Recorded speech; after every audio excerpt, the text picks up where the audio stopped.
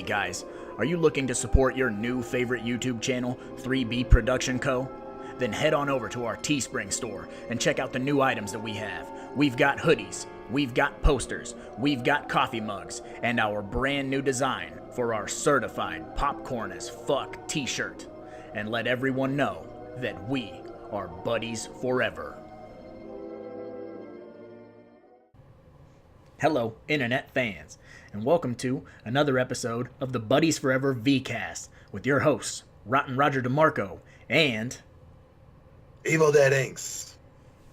Yeah, we are live. Actually, wait, we're not live. No, haha, that's a lie. We're live now. We are pre-record. We're like Monday Night Raw in 1993, man. We're live, not really, but we're gonna tell you we're live. Yeah. I'm at 9 in the morning. I'm at work right now. It's Friday.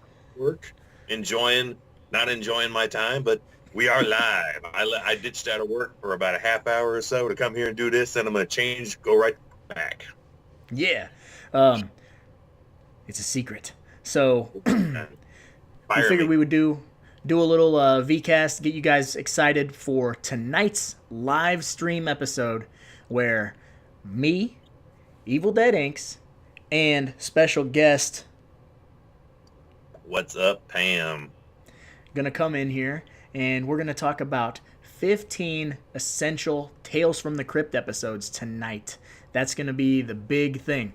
So if you're watching this before tonight, get your list ready. Come hang out with us at about 8 o'clock and we will discuss arguably the greatest horror TV series ever created.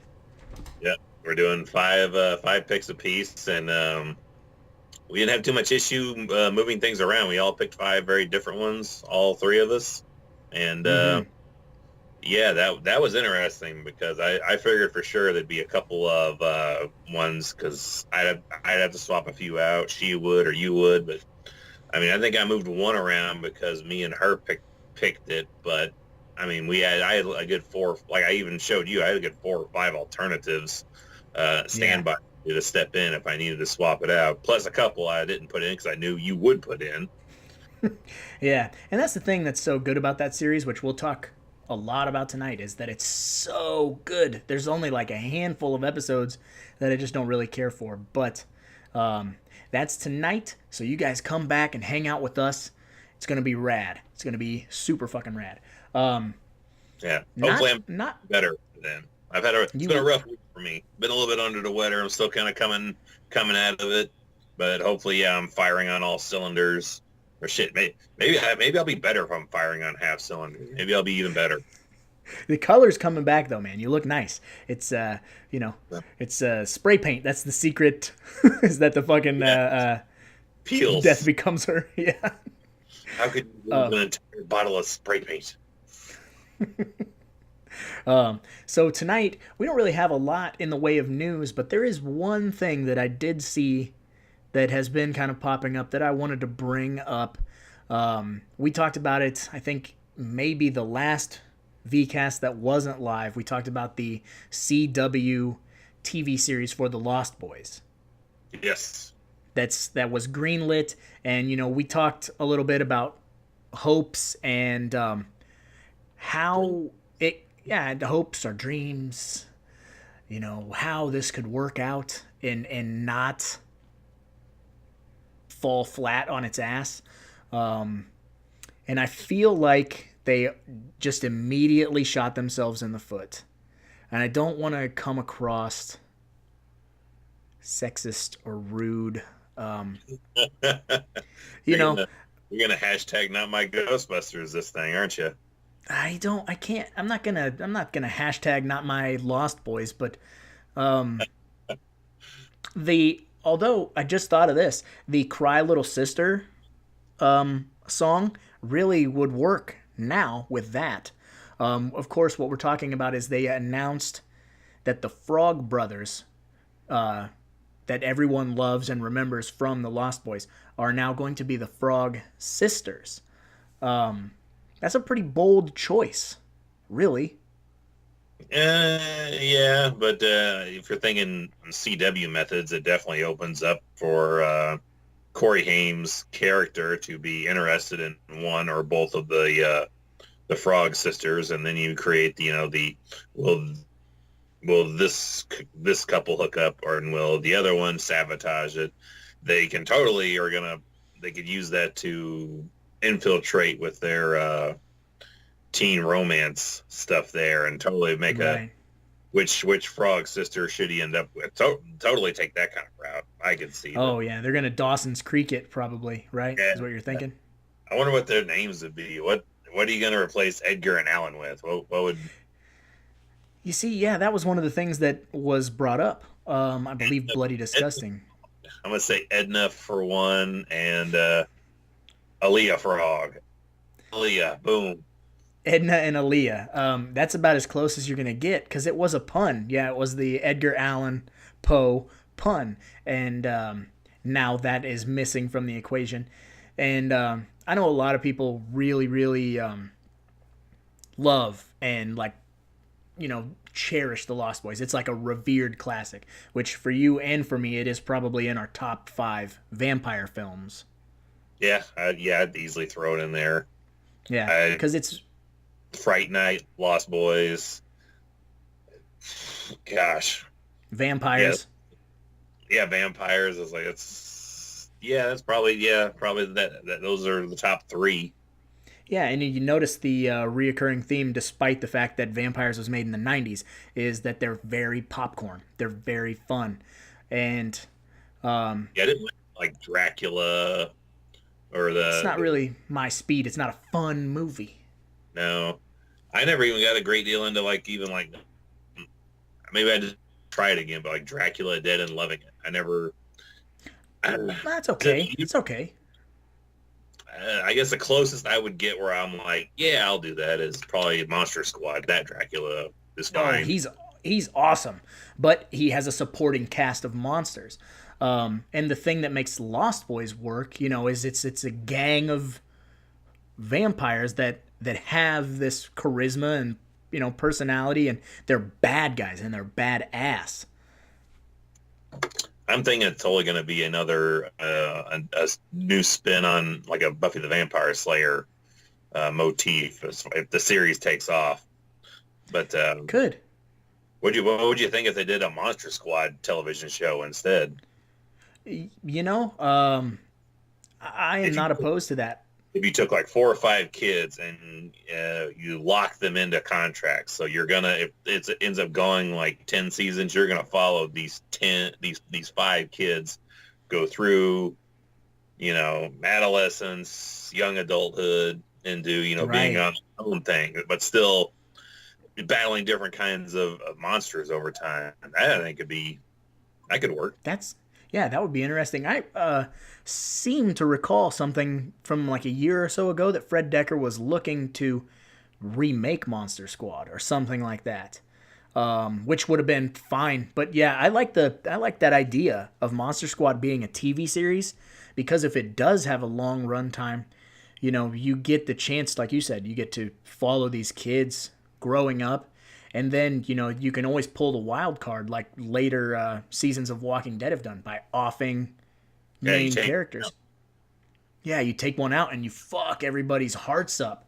Yeah, you do that, but make sure it's a character that's got a sibling that you also know, and they just bring the sibling in to take that place. So you Right. keep that spot filled, but you take somebody out of the equation. That's a season. Right. That's a total season 3 or 4 grab right there. I got a cat behind me. Zing, zing, zing. Side of your neck. But yeah, the idea of that being a TV series would be cool, and especially if it was set like now. You set it in modern time, and then you have these kids that are what are they, 12 or 13 in Monster Squad. They're not quite teenagers. They're right there on the edge. Rudy might have been a teenager. I would vary it. I would have one like at 14, 15 as the oldest, and I would go the youngest being 8 or 10. Like Eugene, right? Yeah, Eugene is the youngest. And what you get if you do it that way and you have it in modern times is you have these kids that are obsessed with horror. And so you have, it's not just like the the Universal monsters. They know stuff about zombies. They know stuff about slashers. Because obviously in the original Monster Squad, he's watching that slasher movie through his binoculars and that whole thing about watching Groundhog Day. I didn't see Bill Murray in there once. So yeah, you could have this. That would be that's an awesome idea. Stretching that out and letting these kids, the Scream series, which I know you have yet to watch the Scream TV series, and it's hard for you to start a series. And I wanted to hate that Scream series, which I've said 100 times, but it really nails that, like the new kid that's like your new Randy, and most of the kids know something about horror, but he knows the most, and his knowledge is like one of ours. Like it's all over the place, and it's awesome to have characters like that. And if you could imagine having preteens and like a 9-year-old, that they're clearly not supposed to be letting this 9-year-old watch these rough movies, but they get together in their clubhouse.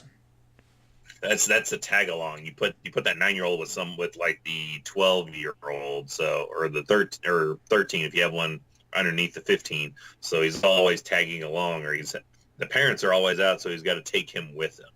So he becomes part of the group just because the older sibling has to watch it. Right.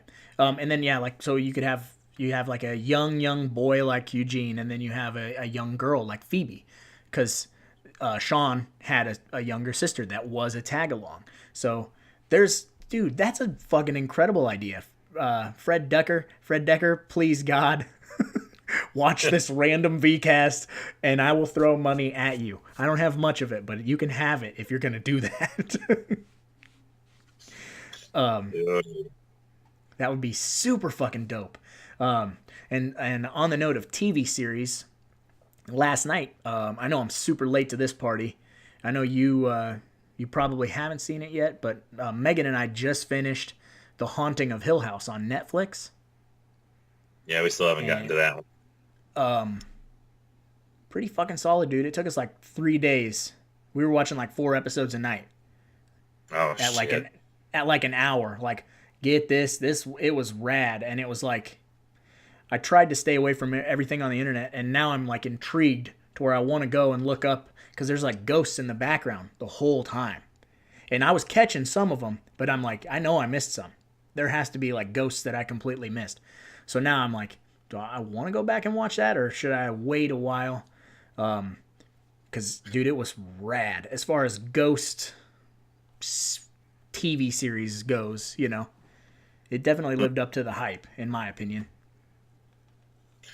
Yeah, I know eventually I'll get around to that one, because we've heard the same kind of stuff about it. We still got one of these days. I feel it'll happen sooner than later. I'll finish Ash vs. Evil Dead. I'll start wrapping up my Walking Dead journey, and then we'll venture out into smaller things like that Hill House. Yeah. I thought for sure it'd be this. I figured this would been the week too if I was going to do it, because there's nothing better if you're laid up not feeling well than to watch a new series and just absorb it all. But right. No, it hasn't happened for me yet, but it will. I'm sure it will. Yeah, oh yeah. Yeah, it will. You'll get to it. You got a stack, though. You got a couple of my movies yet to get to. 2 left. I still have to watch The Countess that Regina let me borrow. But I did get through The Shakedown, which fucking blew my mind. Yeah, I got introduced to that out of our buddy Greg's from the Nerds and Nostalgia, and I was like, I went home and I was like, I have to buy this movie. What does it cost? The DVD was cheaper than the Blu-ray, so I was like, I got to get this. This just because the ending of fucking Sam Elliott riding the fucking landing wheel of a plane around the Twin Towers. It's like, holy shit, dude! And that movie is wild. His fucking story where the dog jumps out the window just killed me. I was dying when I saw that the first time. I was like, I gotta buy this movie. It's so weird. And he's like sleeping in the movie theater and fucking broken. broken glass and heroin needles everywhere. And plus, Rhino from fucking Shocker was in it, and I went, Rhino! Yeah, fucking RoboCop's your lead guy, Peter Weller being Peter Weller, and yeah, I can totally buy Sam Elliott living in a theater. Yeah, he looks like he smells like buttered popcorn and fucking Shard of glass and shit, just grabbing a shard of glass off the mirror and just shaving his face with that. Mm-hmm. Yeah. Smelling like I don't know what, probably really old whiskey, like drank old whiskey and popcorn, old whiskey and popcorn and fucking bum piss. Yeah. I like whiskey that's old and tastes good. Whiskey that's been in a bottle, tipped over, and the bottle is just seeped onto the floor. That kind of smell. Yeah, and then he rolled around in the damp carpet. Yeah, like he just sick. That's in actual bed in probably 25 years. Like he just kind of sleeps in whatever position he happens to just lose consciousness in that night. Yep. Yeah, so if any of you have not seen The Shakedown, I can't recommend it enough. Evil let me borrow it. It took me like a good month to get to it, and when I finally got to it, I was like, Jesus, what was I thinking waiting so long? It's so fucking good. It's kind of everything you need if you're into that 80s like buddy cop action movie, even though it's really not a buddy cop movie, but it's close. It is, but it's not. It's a strange take on a buddy cop being, Sam Elliott and Peter Weller are both cop. Or no, Peter Weller's not a cop, is he? He's a lawyer. He's a lawyer. Yeah, he's a straight-laced lawyer, even though he's totally two-timing his woman in this movie. Every chance he gets. Yeah, and then he's teaming up with these slovenly, just but still sexual to the max Sam Elliott. That dude, sexual to the max. That dude is that dude could turn anybody. Like nobody is like dripped. Like, geez, that's a beautiful man. Yeah, Sam Elliott is a handsome motherfucker. We ain't gonna lie. Yes.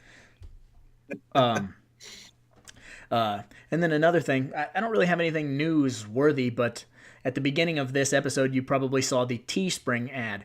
And since that ad was recorded, especially earlier this week, we added a few new designs. We added the new Buck Flower t-shirt for all of you who are big into the what I want to say about him, the character actor, the fantastic character actor that is Buck Flower. So that shirt is available now, and you can wear it and get strange looks from people who have no fucking idea who Buck Flower is, but you'll get this look from people who do. Then or you'll get people that know it, like, I know him. Why do I know him? He's always homeless. He's always homeless. You educated idiot. Discomplected afterbirth of a Chinese gangbang. Might as well be part of the winning team. Yeah. And then we just put up a Watch Popcorn Horror design that is awesome. Awesome and simple. And, that way if you didn't want to rock the certified popcorn as fuck, you can have the stylish Watch Popcorn Horror. And then when people ask you, what's popcorn horror? You tell them some random movies and blow their minds. That I might steal that for a future. I might get that inked in on that Crypticon. I just might put a WPH on me. Nice. Popcorn horror. Just put that in. Yeah. Maybe I'll put that on the other side and really irritate the missus. Well, just hide it. I'll just hide it right there. Just push your beard up and get it in a spot. Oh, Watch Popcorn Horror right on the inside of the lip. Yeah. That even made me curl my lip like I had a dip of chew in or something. Like. Yeah, I don't think I can do the lip Kane does, but I will ask him about how that felt while I'm there and get an assessment, because it's a cool area to get tattooed, but god dang, am I just really becoming a wimp? Anymore. I feel like it would have to get colored in a lot, like your finger, like this is rubbing on your teeth and everything. So like you would have to eventually color it in again. And it's like, I don't know. And then the other design that just recently went up is our love letter to Return of the Living Dead with the punk rock skull that says "I like it spooky." We have that T-shirt. We have coffee mugs. We're gonna put it on some other stuff. We are gigantic Return of the Living Dead fans. We even converted Remix. Remix is now a Return of the Living Dead fan. As soon as he borrowed it from me, he ordered it. He still had my copy borrowed and ordered a copy. He was like, "This is glorious." And that movie almost. I love that there's another person now we can totally do all those quotes with. I can't wait to play Friday the 13th the game again just so I can use those. Yeah. He he's not necessarily a horror guy. So No, and always tried to plug into this journey with us. Yeah, he's the smart guy who hangs out with the dumb old guys and helps us not seem so dumb or old. Keep us technologically savvy while we keep him movie savvy. Yeah, and so if anyone were to ask you what is popcorn horror, like at least for me, like that is one of the first, if not the first, film that comes to mind. It's not necessarily a comedy film, but it nails the comedy and the horror on that. That should be a thing we make time. If we're gonna end up, because the Nightmare Junkhead is gonna put out their March Madness brackets here for too long, and we're gonna participate and do probably a live show where we just do that entire night of doing the bracket, figuring out our winners and discussing why we picked the winner. We should make a popcorn as fuck bracket and try to determine make up our own set of categories what is the most popcorn as fuck horror movie that we know of. I'm sold. We'll start piecing that together. We'll do years. We'll do popcorn as fuck by the year, so we can have our own March Madness. That's ours. We'll participate and then do it in the 4 brackets decades. So 70s, 80s, 90s, 2000s. Which I'm fine putting 2000 all the way up to 20. I'm putting 20 years in the 2000s because those are all the same to me. Yeah. We can do like 1 year from each of those. So yeah, we have like 71, 81, 91, 2001, 2011, or whatever. That's a great idea. For those of you who are new to the channel, Nightmare Junkhead, if you're into podcasts and you love horror podcasts, you want to get your nerd on, and you want to listen to someone who sounds a little more intelligent than Evil and I, you can. Depends. That depends on the subject matter, but they definitely got us on some things. Yes. And the quality is nice. They're fantastic guys who love the horror genre. You can look up Nightmare Junkhead on any of your podcast apps and check them out. Especially since the March Madness bracket is coming, that's going to be something you don't want to miss. Check that out. Maybe I'll drop a link. Because they've done March Madness, depending on decades of horror. They've done a canon movie series, like they've done a bracket just featuring the canon films. They've got a bunch of things if you just go back far enough in their backlog of episodes and things they've done that are really good listens. Plus, they have commentaries they do as well. Nice. Yeah, they're awesome guys, and you should check them out. I'll put the link in the description. Hopefully I remember. If not, just get on your podcast app and look up Nightmare Junkhead. One word. Yeah. So I like that idea of doing the popcorn. I really like that. As I was saying, about popcorn for an award. That would be fucking rad. Yeah, and so Remix is new to the horror genre, to say the least. And so when he watched that movie, and he was just like, I get it now, and that makes me super happy because I can remember seeing that movie very young. Like I've told you the story. I saw it way too early. Yeah, way too early. Through a mirror because I was supposed to not be able to see it, so I could see the mirror and. Hey, right there, man. That's how you should see some of these movies for the first time. Mm-hmm. And like forbidden. Yeah, it was totally forbidden. My dad made me go away, and him and his buddies were all watching it. But behind the couch, my mom and dad had mirrors on the wall, and so I was up on the banister of the steps, and I could just peek just enough that I could see those mirrors and see the TV.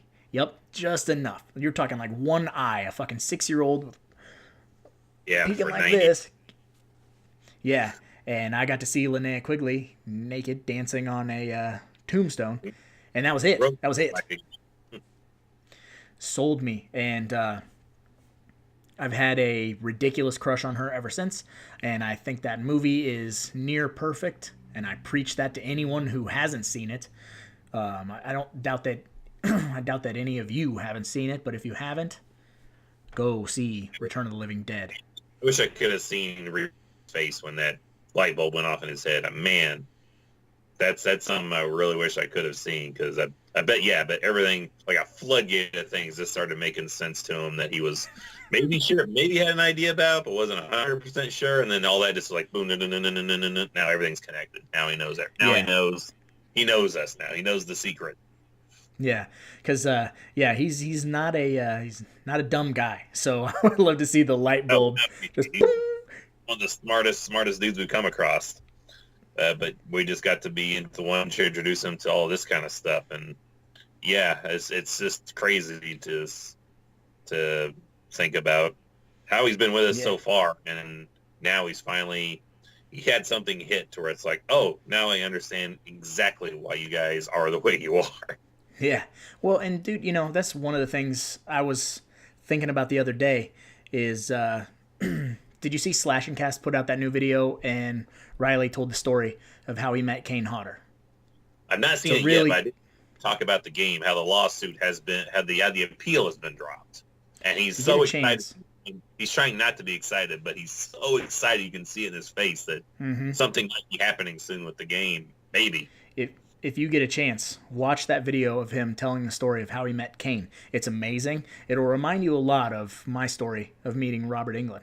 And it's an awesome story. And he's like a 21, 22-year-old guy. I can't remember how old he is. He's a younger guy.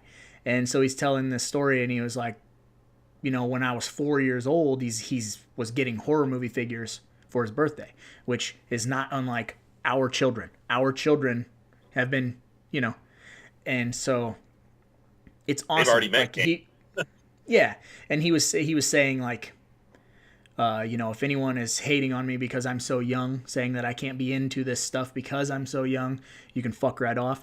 And I think it's amazing that horror knows no age, because you can discover it anytime. And if you are exposed to it early, like we were or our kids are, you can't fault someone who's 21 years old. Obviously, they weren't around when those movies came out. We weren't around when some of our favorites came out, but we saw them early and adopted them. Like, there's no hate there ever. Like, horror is the most forgiving genre of fan base. Like, I mean, I know some pretentious sons of bitches, but we talked about those the other day.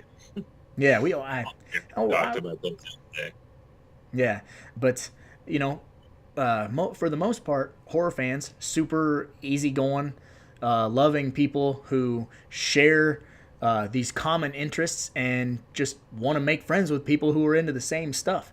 And I thought Riley's story was really well told and pretty emotional. It was emotional, man. We all have had those, from your wedding, from to me meeting Robert when I was 6, and so on and so forth. And every year now when we have these convention things that we do, it just makes me super happy that I don't know. Who's going with that get you the most this year, coming into Crypticon this year? Who's going to get you the most, you think? Well, I think it would probably be Kane again, because now we've had such a long journey since the last time we met Kane, but maybe Michael Berryman, because Michael Berryman is like the sweetest person in the world. I don't know if you're like friends with him on any social media, the stuff that he shares and like how positive he is. I just feel like he's a good dude. The interaction that I had with him was short, but he was super nice. He was like he was he was acting like he wasn't who he was. Like he was handing out like autographs for free, plugging his new movie, which was Below Zero. Oh, with Eddie Furlong. Yeah, that was a new movie coming out at the time. He was just handing those out and playing like, "Hey, I'm in this movie." Like talking to you like he's not Michael Berryman. Right. Dude, have you seen Below Zero? I own it. Still haven't watched it yet. It's fucking rad. You should watch that. Like I soon. will. Yeah. We'll get to it. Half the Yeah, battle. dude. We're just getting a hold of the thing. There's so many people this year that we're gonna meet that I'm excited about, and I'm gonna, you and I are both emotional people when it comes to stuff like that. It's hard to keep that stuff in when you meet someone who has been a big part of your life, you know. Yeah, And Animal not, the Legion of Doom. I was on the man. I was like away from just bawling in front of that man. yeah, yeah. And I had to have you come over with me when I met him because I was like, I can't do that. I can't. Same thing with Ted DiBiase. I was so nervous about that. Man, I hated your guts. You did such a damn good job of being a bad dude. And I got to him to do the laugh for me, and I was like, oh my gosh, kill me now. This will never get better than this. Yeah, conventions are the best, man. Yeah, this is going to be a good year. I can feel it. Everybody who's coming along with us and learning who we are and becoming a part of what we do, and I can't thank the people enough. It blows my mind every week. Dude, do you realize from the last live VCast that we did, we've gained over 30 or right at 30 subscribers since the last VCast. They just No, I've not been able to take a gander yet because I've been under the weather, but that's crazy that in a week's time frame that many has come through. I can't wait for a day where that's going to be minimum. That's going to be like only 30. Because what's the number? Because the last time I looked, we just hit 450. We're 462 today. And if you guys, obviously you're watching this and you're a part of this, this is where we get emotional. We can't thank you enough. It's sorry, I cut you off, man. What'd you say? I said, oh, that's just crazy. It's absolutely crazy. It's nuts. I can remember doing this with 13 subscribers, and I wasn't doing it frequently, but man, I cannot thank you guys enough for wanting to hang out and listen to us jibber jabber about horror and what we like and what we don't like, and which is really hard for us to find stuff that we don't like anyway. But we should do that. That should be one episode on its own. We don't talk about anything that we actually like. We should just find stuff that we are not fans of and try to talk ourselves maybe into liking it. I can do that for you with Italian stuff. There's a lot of stuff. Yeah, I'll put in the Texas Chainsaw remake and be like, you will tolerate him. Maybe. Maybe not. I don't have anything against that movie. I just don't like that actor at all. Yeah, because of that, it can taint an entire film. That's true. And it can taint an entire resume of work that someone does because of stuff like that. Right. That's true. I do like watching him in 44 Minutes, the movie about the Hollywood shootout, those guys that tried to rob the bank, and the real, damn, that is a crazy story. Yeah, I like watching him in that because he dies. There's a History Channel shootout that covers that thing. That is oh my gosh, that is an insane bank robbery story, because essentially that's what Heat is based off, isn't it? Yeah, the movie. It's totally like you could just take that footage and it is Heat. Like, it's crazy. And I remember like watching that shit live as a kid and being like, whoa, okay, they're fucking shooting cops on TV, like walking behind cars with fucking. Yeah, you're just waiting for Morton Downey Jr. to be out there with a news van just ridiculing the cops doing a good job and asking where the mayor is. Yeah, Tony Pope was on the scene. That was scary, man. But then, that's that thing with the real life horror. Like, that stuff is terrifying. and we like to keep our violence on the screen, fake, and no one's really getting hurt. Yeah. Nothing bad is happening. Yeah, that's what popcorn horror. I think why I gravitate towards that, and I think you do too, is because it's so over the top. It's so Wrestling Federation. It's what I mean. It's so. It is. It's not. Real It's life. not for. Yeah, it's not for Real kids, life. but it's. You know, Yeah, it's not. It's not fun. We don't want to watch real violence. I've seen the Bud Dwyer video, and yeah, that messed me up for a good bunch of days. And I was like, I don't never need to see that again in my life. Yeah, we don't do that. That's why the stuff that we like is very heavy metal and silly and over the top. And yeah, I think that's why most people gravitate. This rule needs a good kick in the pants and to not take things so seriously. And that is definitely us. That is us, 110%. Yeah, just try to be fun. Try to remember that 9-year-old inside you. That's my whole thing. I just want to be a kid for the rest of my life. And I want everyone to be a kid with me. Let's go play on the monkey bars, fucking drink Yoo-Hoo, and play some tag, and watch some fucking horror movies. That's it. Sounds like an evening for me, man. I'm not good. I can do a tag anymore. I can't run too well, but I'll give it a shot. We give it a go, or we can swing. We can do something. We can play with action figures. We're not above playing with action figures. I'm still playing. I'm still trying to buy. I want to get a wrestling ring for my NECA action figures. I want to put Freddy versus Jason in the WWE ring. It's gonna happen. It's gonna happen. Once I found out about my job, they're gonna reward me with a gift card, and I'm pretty sure with that gift card, I'm gonna go buy a couple action figures and a fucking wrestling ring to put my action figures in a wrestling ring, and then I might do stop motion fights with the horror icons in a wrestling ring and put that up on the page. Like, here's how I spent 15-year anniversary at my job buying toys. Yeah. So as far as the rest of this episode goes, do you have anything else that you wanted to cover or shoot the shit about before we... I think that's about it, man. I'm ready to do this. I gotta get back to work, man. I've been here too long. Yeah. And then tonight we'll be back and we will do the Buddies Forever live horror VCast at 8 p.m. depending on where you are. It's 8 p.m. for us. And that'd be crazy going overseas watching us. That'd be nuts. It's crazy. Different time zones and whatnots. I'm not sure if we're going to have any trivia giveaways. Maybe. I might have a couple of things in the works. So we'll see. Maybe. And yeah, tonight we're going to do our 15 essential Tales from the Crypt episodes with me, Evil Dead Inks, and What's Up Pam. It's going to be a good time. Yeah, and we're going to hit that right out the gate. As soon as we go in, that's going to be our number one topic. So we're not going to waste any time.